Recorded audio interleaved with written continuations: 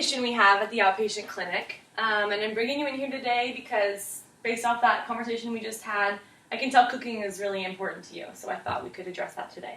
I've been in so much pain and I'm just so tired. I've been using those microwave meals. Yeah, we don't want you to have to do that. You're definitely capable of preparing your own meals. I think by the end of today, you'll be really excited about how much you really can do with some adaptations. So before we get started, though, I just compare this to the kitchen you have at your apartment. Is it similar, or are we going to need to remember a lot of the differences? It's actually really similar. The only thing is my microwave is on the counter. Okay, awesome. I'll remember that. I'll keep that in mind. But otherwise, I think we can probably get started. What do you want to make today?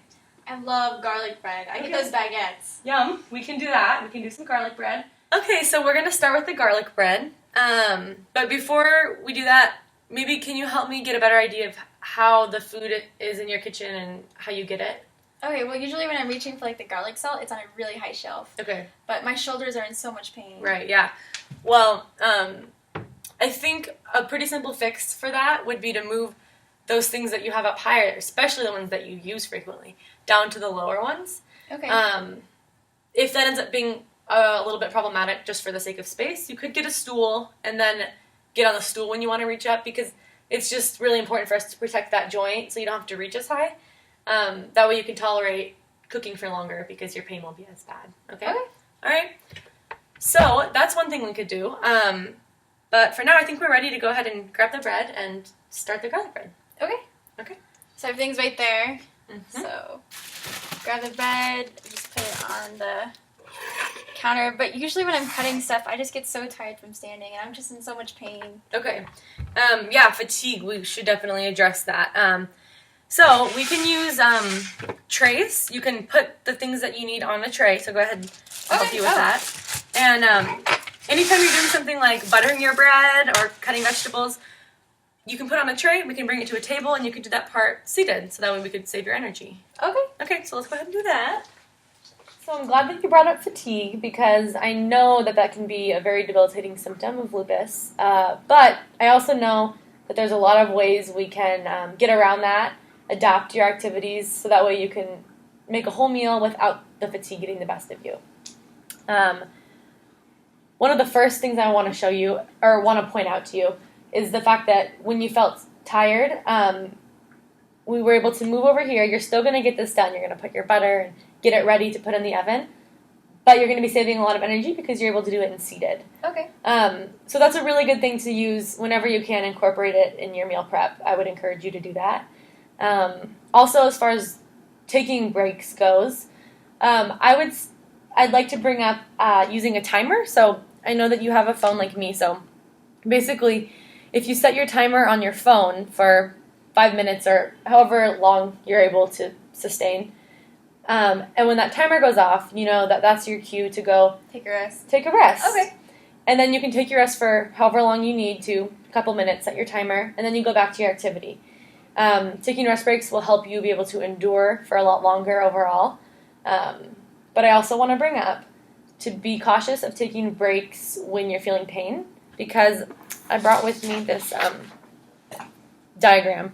Basically what happens is when you feel more pain, you want to stop the activity, which is understandable. I've done that. Of course, and I don't blame you at all. But the problem is all that leads to is more pain and more inactivity. And it's just a cycle, and it keeps going, and it leads to all kinds of other things that we don't want for you and are not necessary. We can definitely avoid them.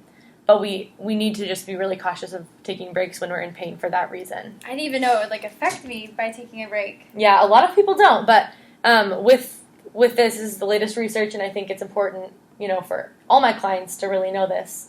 So the timed breaks are a lot better. Another tip I would say would be, as far as because it's of the nature of your condition with the flare-ups, some days are better than others, right? Mm-hmm. Yeah. There's some weeks some days I feel fine, some weeks I feel fine, and then it just gets really bad. Right. So when you're feeling great, I'd like to suggest maybe you could make a lasagna or something that you could put in the freezer and save for a tough day or a tough week. And on those days, all you have to do is pop some of the lasagna into the microwave and you're good to go. It's an easy meal, but you're avoiding the processed, meals that you are sick Hate. of. Right. Oh. So, that's something you could consider on some good days doing that. Think ahead of time. So those are just a few tips to conserve your energy, but also on the back of this pain diagram, this is a big list of many more ways to conserve your energy and avoid letting fatigue stop you from completing the things that you want to do. So, look over this, and if you have any questions, let me know. But I wanted to address fatigue before we moved on. So if you're ready, I'm ready. All right, I'm ready to get some butter and garlic on here and put it in the oven. I think we're ready to put the bread in the oven. I know you were really excited to get back to the oven, so I'm excited for you. But I also know you did burn yourself like a month ago. Yeah, I had a huge boil. I didn't even notice till later. Okay, yeah, so the decreased sensation you have is definitely something we need to be careful of. So we're going to put these in the oven, so I'm going to say use your oven mitts for sure, even though this isn't hot yet. You never know. What if your hand touches one of the racks down there? So it's just better to be safe than sorry. So you can go ahead and do that. Okay, just put it in. Mm-hmm. Okay. Nice. There I go. Good body mechanics. I was gonna mention being careful with your joints, but it looks like you have that down. So I'm really glad about that. But in terms of other safety with your sensation, I would say on the stove, be careful with the burners. Even after you're done cooking, they stay hot for a while. They might not look hot anymore. Just avoid touching them. And with your handles on your pans, we leave them this way a lot, but keep them turned this way so that way you don't have to nudge them. Good. Right.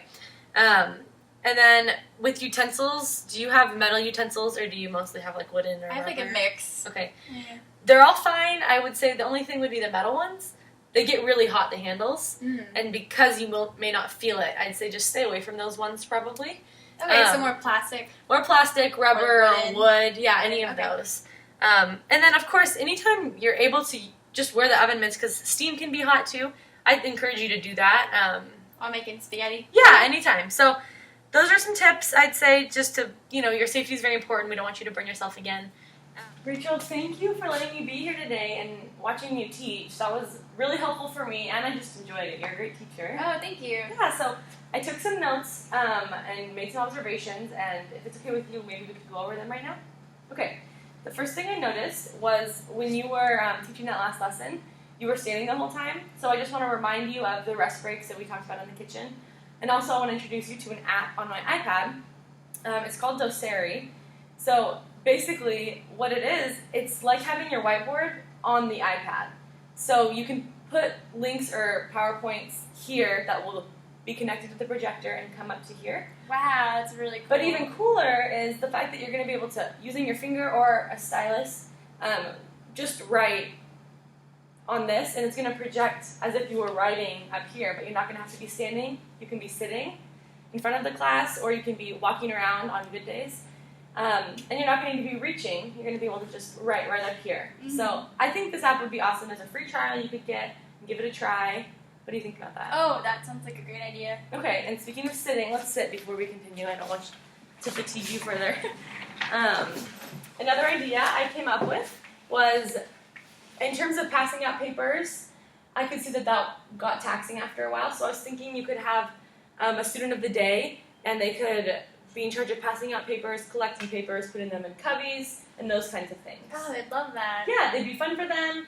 It would help you a lot with your fatigue. So maybe give that a shot too. So those are just a couple of the ideas that I had.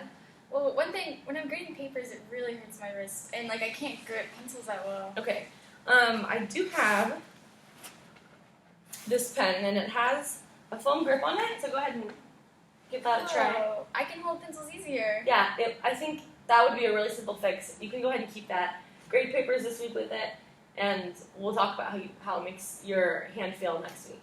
And I've been doing those breathing exercises you taught me for the pain. I feel like it's really helped. Good. I'm glad. So incorporate those, a lot of the stuff we talked about in the kitchen, and these few changes. And I really think that you're going to be satisfied with how much you're able to teach the way you used to. I'll let you know next Tuesday. Great. Okay.